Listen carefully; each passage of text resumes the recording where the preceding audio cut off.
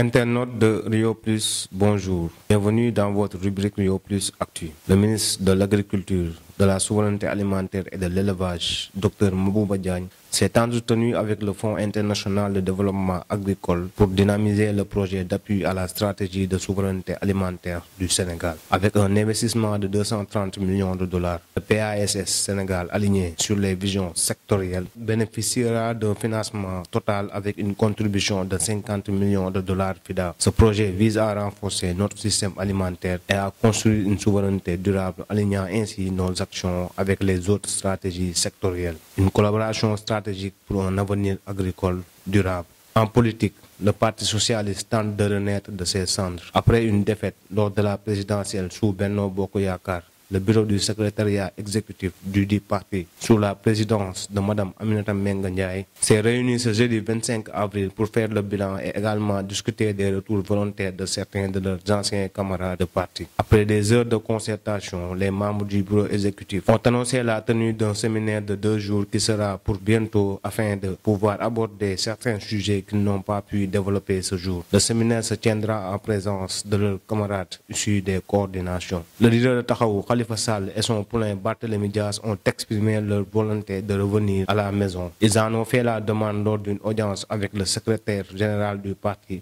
Aminata Mbengue Ndiaye. Dans un élan de solidarité et d'unité, renseigne Matifal, les membres du bureau exécutif ont à l'unanime accepté leur retour. Société, un accident de la circulation est survenu ce 25 avril aux alentours de 17h à 10 km de Koungheul. Il s'agit d'un bus en provenance de Kédougou qui avait dérapé après l'éclatement du pneu avant et qui s'est renversé. Le ministère de la Santé et de l'Action sociale dresse un bilan de 68 victimes, réparties comme suit. 10 blessés graves acheminés à l'hôpital de Kaffrine, dont 4 en cours de prise en charge au bloc opératoire, 44 blessés légers, dont 27 prises en charge à l'hôpital de Kaffrine et 17 acheminés au centre de santé de Koungheul. 4 corps sans vie au centre de santé. La même source rapporte que les patients présentent tous une situation stable. À l'international, le détachement sénégalais engagé en Gambie enregistre un mort et 8 blessés dans un accident de la route. Selon un communiqué de l'état-major général des armées, le mardi 23 avril 2024, un véhicule du détachement sénégalais de la mission de la CEDEAO en Gambie s'est renversé à hauteur du village de Kaladji au cours d'une mission entre Aïb et Kafenda. La même source indique que le véhicule militaire tentait d'éviter un véhicule civil roulant en sens inverse. Le bilan fait état d'un militaire décédé et 8 blessés dont un grave. Le corps sans vie et les blessés ont été évacués dans les hôpitaux militaires à Dakar. En Mauritanie, c'est officiel, l'actuel président Mohamed Ould Ghazouani, à la tête du pays depuis 2019, a annoncé mercredi dans une lettre ouverte sa candidature à l'élection présidentielle du 29 juin 2024. Une candidature qui n'a surpris personne à Nouakchott. Le président sortant et actuel président en exercice de l'Union africaine fait figure de favori du scrutin. Son parti avait remporté 107 sièges sur 176 au Parlement aux dernières législatives. En sport, Habib Beye pense qu'il est impossible de dire non à un club comme l'Olympique de Marseille. Fraîchement promu en Ligue 2 avec le Red Star, Habib Beye a évoqué son avenir d'entraîneur au micro de RMC et assuré qu'il lui serait impossible de refuser une offre de l'OM s'il venait à se présenter. L'entraîneur qui vient de valider l'accession en Ligue 2 avec le Red Star a récemment affirmé avoir été contacté par l'OL avant que le club rogné opte pour Fabio Grosso et ne ferme pas la porte à un départ alors qu'il sera en fin de contrat fin juin. C'est ce qu'il a clairement laissé entendre au micro de RMC ce jeudi 25 avril dans l'émission Génération After. Dans une interview accordée aux Parisiens Aliou Cissé, le sélectionneur du Sénégal révèle les ambitions déterminées de son équipe pour la Coupe du Monde tout en dévoilant sa stratégie pour attirer les binationaux dans les rangs des Lions de la Teranga. Sur ce,